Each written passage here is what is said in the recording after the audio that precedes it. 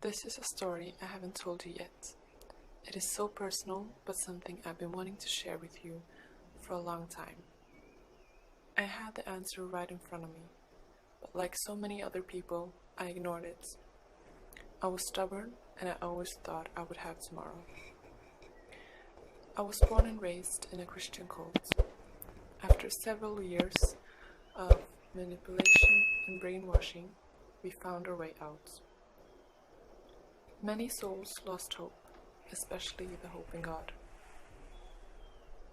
I grew this barrier between religion because all religion I had heard about was rewritten or changed by mankind. I thought I would go on with my life, having the moral compass I had from a young age, but also making up my own rules. However, I never lost hope in God. A couple of years ago I prayed, believing with every inch of my body that God would show me a way to get closer to Him. And He did, but I looked away. I was ignorant. It wasn't before 2014 when I actually listened. Islam was something foreign. I grew up to believe that Islam is a bad and hateful religion who suppresses women. I couldn't understand why women would choose to wear a scarf around their head. Muslims were the people you heard about in the news. Media taught us that with the word Muslims, the word terrorist comes behind it. And Allah, He was a different God from my God. In doubt, every time my heart found peace and its truth, I could find so many similarities from what I believed in and Islam. And even when my brain caught up in the realization that this is the truth, that this is the right way, I was scared. I was so scared what my family would say, my friends, everyone who knew me. Time went by and my doubts started to fade away.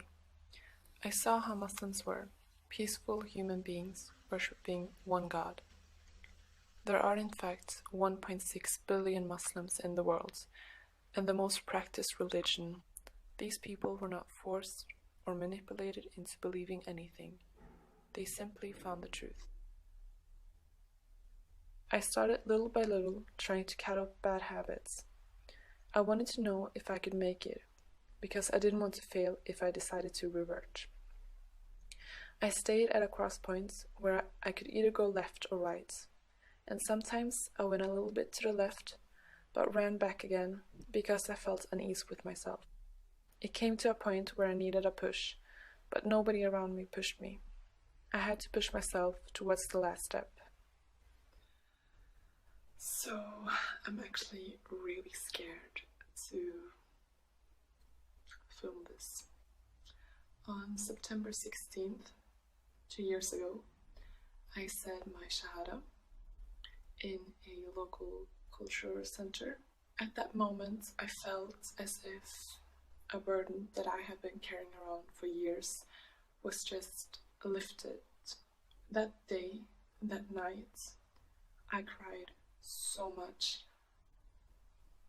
I actually cried for 2 days. But a friend of mine told me that it's okay. I was reborn, I was a child, and children cry a lot, and I had to take baby steps. That week, I tried to pray.